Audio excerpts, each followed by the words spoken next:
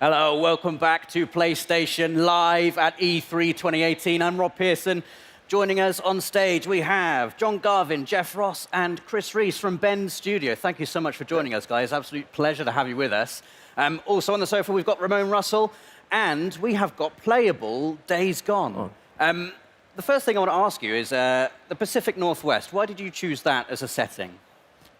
Dude, it's really not, it's more about the high desert than the Pacific Northwest. So for those of you who don't know, Eastern Oregon, which is like 90% of the state, is high desert, and that really means extreme weather, extreme terrain, and a lot of variety, density in a very, very small space. Fantastic. Can we have a little play of the game here? Have we got it going?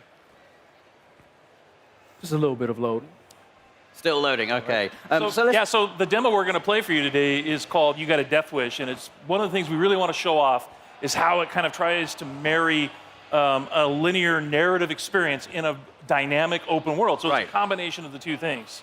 So at Bend Studio, we've always done narrative-driven games, and we're really excited to be able to bring the production values. You can see we have really powerful cutscenes, and then it goes into gameplay in a way that sets up the open world. Awesome. It's awesome. And what can you tell us about our main character, Deacon St. John? Like, what was the inspiration behind this character? Well, a few things. He's broken. So you saw from a couple of trailers that we've released that he's lost someone and it's scarred him in a way. And it's like Jeff would like to say, everybody loses people, in these kinds of end of the world scenarios. So what's particular about Deacon though is that he was an ex-member of an outlaw motorcycle club, and therefore he has a love of the open road. He has a love of motorcycles. Yeah. There's a sense of brotherhood, and you can see that here in these scenes with him and his best friend Boozer. And so it was that combination that really sort of drew us to this particular character. Right, we're going to continue to learn about him as you're playing the game, correct? About him and his backstory and why he is the way he is. I mean, the bike is very important, right, as well? Like, yeah, we almost consider the bike to be another character. Yeah. Because you only get one, and you're constantly upgrading it, you're constantly trying to repair it, you need to keep it refueled, and if you lose it, you got to go find it, and you can't whistle for a new one. So you can't whistle, right? Like a horse. Yeah, the refueling mechanic is a huge game design choice. I really, really like that. Can you talk more about how important it's going to be to be able to find fuel? Sorry. So the refueling mechanic, and actually you have to find gas to keep your bike going. It's a mechanic we haven't really seen done to this extent before. Can you talk more about that and how it changes the gameplay? Well, like in this demo, one of the things that Jeff's taking the run and gun approach. So we like to call it sandbox combat. So basically what you can do is you can run and gun, you can stealth your way through, and your goal here is to get and find a bike part, right? So you're here actually for kind of a trivial reason. You've risked your friend's life to come and get a part for your bike. And so that shows a little bit about Deacon's character. But then as you watch Jeff play through this wide linear sequence, he can play it 100 different ways. And if you watch other people play, you'll see that, okay, they didn't take this route. They didn't stop and check the trunk of this police car. And those are kind of like our treasure chests throughout the world. So you're always on the lookout for those, because that's how you're going to find ammo and health kits. And then you're seeing one of our stealth mechanics here. If you're quiet, if you crouch walk and you walk up behind an enemy, then you have the opportunity for a stealth takedown. And what can you tell us about the Freakers? Because they're quite unique. I mean, we've seen, a fair few undead enemies in video games before. What makes the Freakers unique, and what was your decision-making behind making them the way they are? They're alive. They're alive. Yeah, they're not zombies, they're alive. And so that sounds trivial, but it's not, because it basically means we have a full day-night cycle in the game. Right. And they have things that they do. There's an ecosystem, and they have to eat, they have to drink, they have to hibernate. And so you will find them, like in this scenario, you'll see that there's some nests, and Freakers build nests for reasons you discover while you're playing the game. And then you can take those nest zones out in order to free up fast travel routes.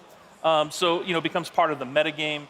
But Freakers are evolving. They're living creatures who have been affected by this virus, and there's several different types. And some of our trailers you've seen, we've shown the Screamer, which is a female that can have sort of alarm system that will bring in more freakers. Right.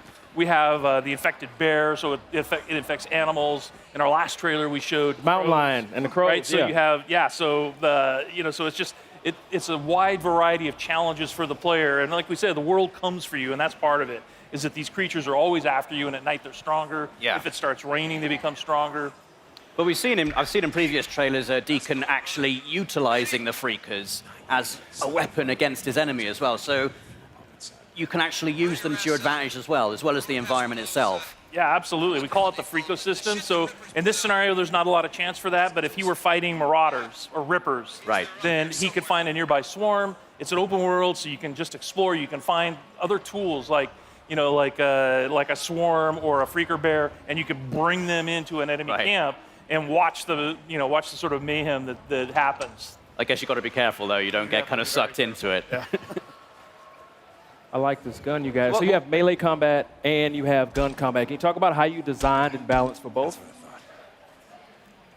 It's like so many different scenarios require the player to determine how they want to play it, right? So that's why we have like this full set of stealth mechanics. We have a full set of weapons that you can upgrade, and in order to do that, you have to go to the human encampment. So there's survivor encampments in the world, the only places in the world where it's safe. And you have to do jobs and missions with them in order to earn trust. And then once you earn trust, the merchants there will sell you them. Ah, I like that. And then it's like, and if you want to upgrade your shotgun, or you want to upgrade, or you want to buy a silencer for it, then you have to have enough trust at that encampment in order to do that. Boozer, you there? I found the part. I'm heading Nope, got the bike part. Rippers! Rippers! No, no, no! Shit! He's not having a good time. This is the inside of the Crazy Willie's truck stop, and that's one of the other things we wanted to point out is that full open world, but there's a lot of exploration in the game. All of the building interiors are accessible. There's no load times to get in and outside of a building or to go between regions. This is in the Belknap Wilderness, and the whole area is just completely explorable. And then these are the Rippers that I mentioned earlier. So these are one of the cults in the game. Tats are dead symbols of a dead man. Dead symbols of the lost. Get off me! Bitches! Biker man! You must be brought low, biker man. For you are lost, and we are found.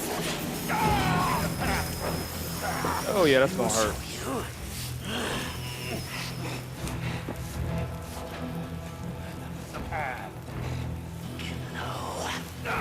Get low.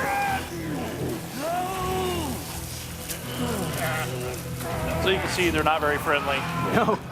You've talked about having freedom in terms of how you approach missions. So you can approach them stealthily. You can go in all guns blazing if you want to. What kind of freedom do you have in terms of the mission structure, in terms of the story? Do you get to make story choices in the game, or is it like sort of like a linear narrative path you're going to be taking? Yeah, there's several key places where you have to choose what Deacon is going to do in a key situation. So we released a bunch of footage last month, and if you watch carefully, you'll see that there's a moment where Deacon has the choice to take a man's life or to force Boozer to do it. Right. And that will have an impact on Boozer's morale. So your best friend, how he feels about you, how he feels about the world, that's kind of up to you as the player. Awesome. Did you just die? Yeah, Hey, we just wanted to prove that that was our scripted. You're keeping it real. Is that really what just happened? We wanted to prove that it was real. That was. And you will die in this game. Yes, you will die lots. All right, so you tried doing sort of a stealthy approach, and now you're just going to go in with a shotgun and blow them away. Ooh, get that headshot. Or baseball bat, that works. Yeah. Can you tell us anything about what has happened in the world? You know, why are we in this post-apocalyptic situation? Like, are you able to reveal like kind of what has happened, what has led to this transition? Yeah, you know, it's one of those things that we really want the player to sort of learn as they go. So there are answers, Right. but you have to explore. There's a, you know, we've introduced this group called Mira, which is our National Emergency Response Organization. They're out in the world. They have these MMUs that you're trying to break into in order to get medical supplies. They're part of the story. And, you know, obviously Deacon has lost somebody. We saw that in a trailer. That's part of the story.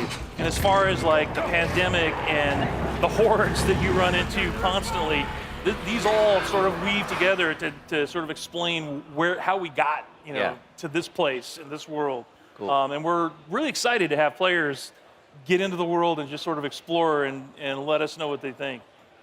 I mean, it's looking fantastic. I can't wait to just get around on the bike. The bike looks like really, really cool. Like, how far can you upgrade the bike? How far does it go? Like, I